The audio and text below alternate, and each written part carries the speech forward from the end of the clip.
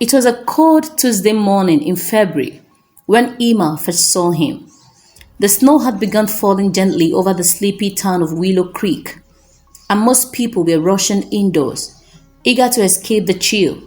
But Emma sat by the window of her favorite coffee shop, Marble and Bean, with a book in her hand and a 1 cup of cinnamon plate in front of her. The door jingled as it opened. A man stepped in, covered in snow. He looked about 35, a bit older than Emma, with a thick scarf wrapped around his neck and a duffel bag slung over his shoulder. He glanced around the car like he was searching for something or someone. He didn't find it. He walked over to the counter, ordered a black coffee, then settled into the corner far from the window, but not before locking eyes with Emma for a moment, just long enough for her heart to skip a beat. There was something in his eyes, not just the usual fatigue or disinterest Emma had grown used to seeing in people. No, this was something deeper. Sadness, a hollow, aching kind of sadness. And for reasons she couldn't explain, Emma couldn't look away. The next day he came again. Same coffee, same seat. This time, Emma sat across the room pretending to read a book but stealing glances. She was curious, maybe too curious for her own good. She noticed his hands were callous, as if he had worked with tools. His eyes scanned a notebook where he scribbled in what looked like a hurry. Sometimes he paused to stare at the ceiling. By the third day, Emma decided to speak. "Hi," she said, approaching his table with an awkward smile. The man looked up, startled. "Hi," he replied. "I've seen you here a few times now. I'm Emma." He hesitated. "Liam," he said after a pause.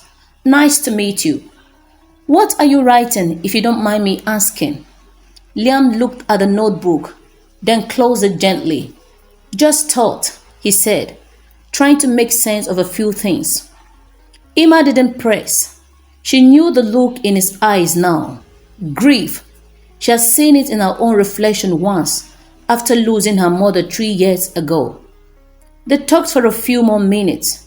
Small talk, really, but there was something in the air between them, a connection forming. That night, Emma found a napkin tucked inside the book she left at the calf. It was from Liam. One sentence, scrawled in quick writing. "Sometimes we find what we're not looking for. Thank you for noticing me."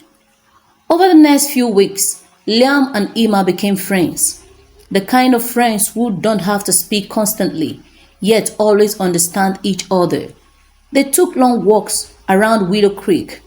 Emma introduced him to the library, the bookstore, and the lake where she liked to sit and sketch. But Liam was still guarded. One snowy evening, as they walked back from the bookstore, Emma asked, "Why did you come to Willow Creek?" He paused, staring at the snow beneath their feet. "I came to say goodbye," he said quietly. Emma stopped walking. "Goodbye to what?" Liam turned to her, his expression soft and unreadable. "To life, Emma." Her heart dropped. "I wasn't planning on staying," he continued. "I thought I'll come to this quiet town and disappear. Not die exactly, but stop existing in the way that hurts. I lost someone I love more than anything, and after she was gone, everything else just stopped making sense." Emma felt a lump rise in her throat. "Her name?" she asked gently. "Isabel," Liam whispered. "She was my wife. We were married 7 years. Cancer took her last spring. She asked me to keep living, but I didn't know how." There was silence between them for a long time. Then Emma took his hand. "You don't have to know how," she said quietly. "You just have to want to try." Liam did try. He started to smile more. He helped an old man fix his broken window. He began working part-time at the bookstore. He and Emma started having weekly, no-phone nights where they played board games, or cooked something new. Emma started painting again. Their connection deepened. It wasn't romantic, not yet. It was something else, something even more fragile. A kind of healing that came from shared silence, mutual pain, and the slow, careful rebuilding of trust. But one night, everything changed. Liam didn't show up. Emma waited at Marble and Bean, checking the door every few minutes. He never missed Thursday at 9 p.m. She walked through the snow to his apartment. No answer. She knocked again. Nothing. She tried the door. Unlocked. Inside, the lights were off. Liam was on the floor, unconscious, a bottle of sleeping pills nearby. Emma sat in the hospital room, her hands shaking. The doctor said Liam would live. He hadn't taken enough to kill him, but it was still serious. When Liam opened his eyes the next day, Emma was there. She didn't speak. She just held his hand. "I'm sorry," he whispered. "I didn't mean to. I just—" Emma hushed him. "Don't say sorry. Just stay." Liam looked at her, tears filling his eyes. "I didn't think I deserved to." "You do," Emma said. "Not because of what you've done, but because you're still here. That means something." Liam spent a week in the hospital. During that time, Emma found his notebook. It was filled with letters, hundreds of them, all written to Isabel. One of them stood out. "If I had one more day with you, I'll ask you for permission to move on. I'll ask you to help me find the courage to let someone else love me, even if it never feels the same way, because I think there's someone who could. Her name is Emma." Emma cried reading those words. When Liam returned home, she didn't say anything about the letter. Instead, she placed a blank notebook in his hands. "This is for your next story," she said. "One that's not about goodbye. One that's not about come after." Time passed. Liam grew stronger. He began therapy. He started a blog, sharing his story. People from all over the world wrote to him. People struggling with loss, with grief, with a feeling that life had nothing left for them. And Emma fell in love. It didn't happen all at once. There was no big kiss in the rain, no dramatic confection, just small moments. Liam brushing a snowflake from her hair, Emma laughing at one of his terrible jokes. A hand held across the table, just a little longer than before. One evening, as they watched the sunset over Willow Lake, Liam turned to her. "Emma," he said, "do you ever wonder why people come into our lives when they do?" "All the time," she replied. "I think you are my second chance." Emma smiled, tears brimming. "And you were mine."